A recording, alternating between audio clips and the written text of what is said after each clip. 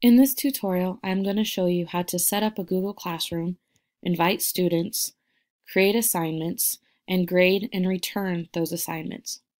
To begin, you need to make sure that you are logged in to your school email account.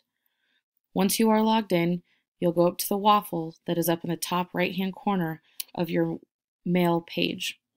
If you click on that, you will get more options. You'll want to scroll down or look until you find the classroom icon. Click on the classroom icon and a new tab will open. As you can see, I already have some classes created, so I will show you how to create a new class.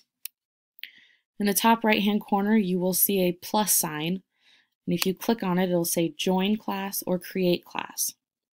You're going to want to create a class. As you are the teacher, you want to have control of this. Here you need to decide what your class name is going to be. I'm going to call it Practice 101, Section 101, Subject, Practice. Then you're going to hit Create. Once it is done loading, you will see another classroom box pop up along with the ones that I currently have. Sometimes this may take a minute. So here is my Practice 101 class page.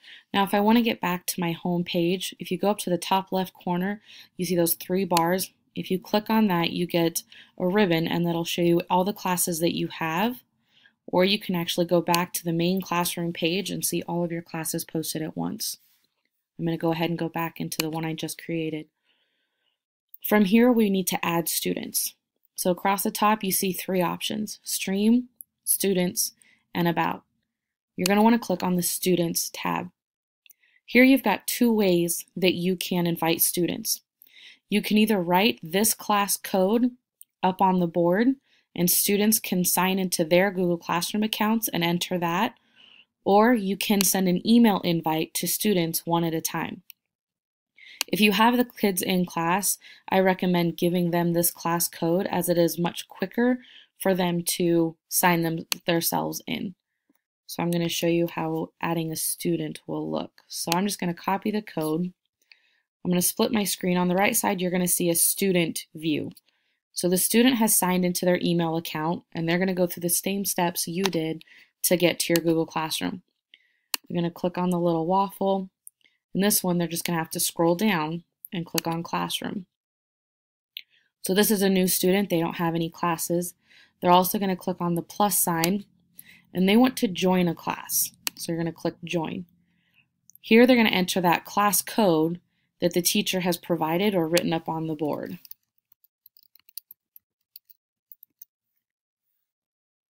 And they're going to hit Join.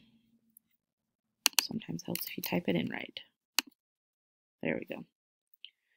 Once the code has been accepted, you'll see that the student has been able to join the classroom. Again, they have the same ribbon options that you do, where they can see which classes they have now joined. On the left side, you can see that a student has now popped up. Now I want to go back to my stream on my teacher view. And here I'm going to post an assignment. In the bottom right-hand corner, you will see a circle with a plus sign. If you hover over it, you get multiple options: create an announcement, create assignment, create question, or reuse a post. In this tutorial, I'm going to show you how to create an assignment. You're going to click on Create Assignment. Here you can actually select what students you want it to go to. If you have multiple students, you can select all. If you have specific students that you only want it to be sent to, you can check mark just those students and they will receive the assignment. Here you've got different options. It's always good to type in the title of the assignment so then the students know what they are looking for. You can post a due date, but you don't have to. The topic sometimes makes it easier to organize what you are looking for. In this case, we'll say that it is a language assignment. That way I can find it later. Down across the bottom, you've got different ways you can attach an assignment. You can attach a file. You can attach it directly from your Google Drive. You can post a YouTube video, or you can attach a link. I'm going to show you how to post an assignment from your Google Drive, as there are some steps you will need to know. So if I click on my Google Drive, I want to go ahead and go into My Drive. Here I have access to all of my files, all of my folders that I have created within my drive. I'm going to go ahead and use an assignment that I have created in the past. So I'm just going to go into a folder and pick an assignment. Okay, so now you can see that assignment has been posted. You can click on the what'll turn colors and it'll open up in a new tab so you can preview the assignment before you post it. So I can look at it, I see that that is the assignment I want, I can go ahead and close that tab. The next step is very important. You have to change this option here on the right. If you put students can edit file, you will be sending the same file to all students and they will be editing the same file. If you're wanting each student to complete their own assignment, make sure you select make a copy for each student. This will make sure that each student will automatically receive a copy of that assignment and they will be completing it on their own and not as a group.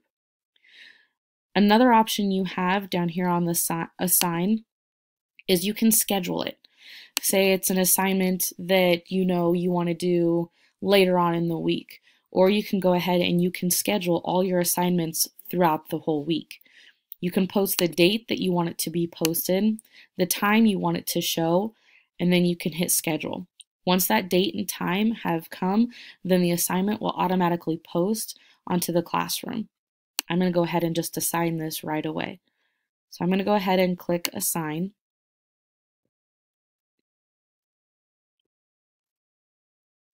Now you can see that I've got my assignment posted. On the right, you can see where it says 1 not done, 0 done. The number of students that you have sent it to will show up here on the right. Once students have submitted the assignment, this number will change. I'm going to go ahead and go back to my student view so that you can see what that will look like. So now here's my student file. So it says there are no posts yet. I just need to refresh my page. So it says stream updated. I'm going to go ahead and click show. So now I see I have an assignment. So I'm going to click on it. It's going to open it in, and as students with the first time, it'll also walk them through a little tutorial on how to turn in an assignment.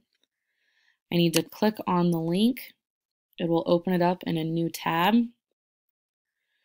The student can go ahead and complete the assignment, filling in their answers. And the great thing with it being on Google Drive is that it automatically saves their progress for them. So when they're done, they don't need to hit save or anything. They can just go up, they can close the tab. Now I can click turn in. It'll say turn in your work, turn it in. I see a little green check mark which shows me that I am done. So now back to the teacher view. So now the teacher shows that I've got 1 done.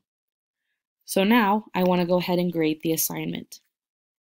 I'm going to click on the 1 done, and on the left it will show you your list of your students, and then on the right it'll show you their assignments.